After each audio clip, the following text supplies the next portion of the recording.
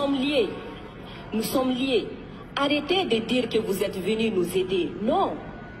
Parce que le terrorisme ne menace pas que le Mali. Vous êtes aussi menacés. Arrêtez de nous culpabiliser sur une position de victime. Mais Adam, je ne vous culpabilise pas. Monsieur le Président, je n'ai pas terminé. Je ne vous culpabilise pas. J'essaie de restaurer justement un dialogue réciproque et de respect. Oui. On n'est pas là simplement pour nos intérêts quand on arrive au Mali en 2013. C'est un fait. Par contre, ce que vous avez dit sur la Libye, je l'ai dit plusieurs fois comme président, je partage ce que vous avez dit. La Libye, on n'a pas respecté la souveraineté d'un peuple, et ça, c'est une erreur. D'accord, merci d'avoir reconnu ça. Et si vous reconnaissez ça, vous allez voir que ce qui se passe au Sahel n'est que les conséquences de cette intervention.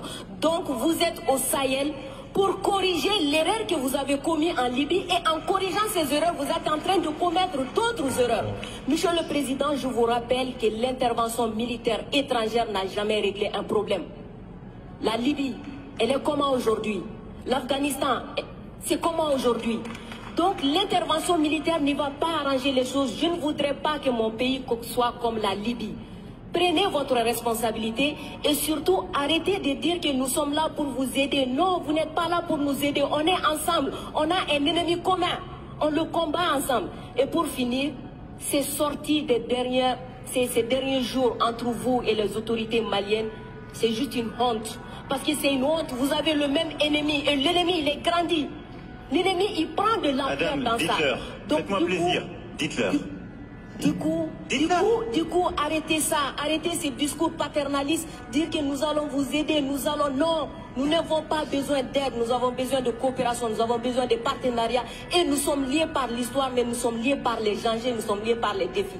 Mais je suis 100% d'accord avec ce que vous venez de dire, mais après, vous ne pouvez pas me dire, vous ne pouvez pas couvrir les propos inacceptables qui ont été tenus par des gens qui, eux, n'ont ni la légitimité ni la légalité pour eux. Or, ils ont tenu des propos inacceptables. Non, mais je vous le dis.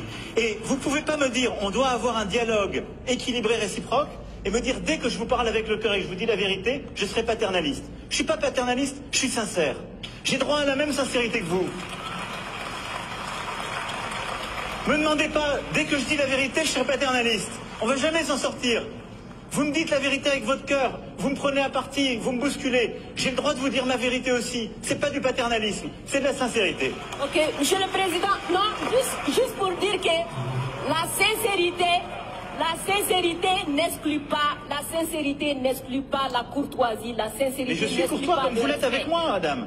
Oui. Nous sommes courtois les uns. Je suis carrément d'accord avec vous, Monsieur le Président. C'est juste vous dire que j'adore votre sincérité, mais elle n'exclut pas le respect, elle n'exclut pas la courtoisie. Je pense que nous avons l'un et l'autre, là dans le débat, une très grande courtoisie. Absolument. Et on fait la démonstration qu'il n'y a pas de paternalisme, il n'y a pas d'agressivité, il y a une vraie sincérité, mais il n'y a pas de tabou.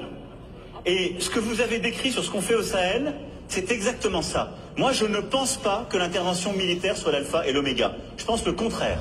Et donc, le problème que vous avez aujourd'hui, c'est qu'il y a une autorité de transition qui dit « ils devraient rester là militairement, parce qu'ils ne veulent pas faire le travail ». Nous, mais exactement, il y a des accords avec des engagements de toutes les parties.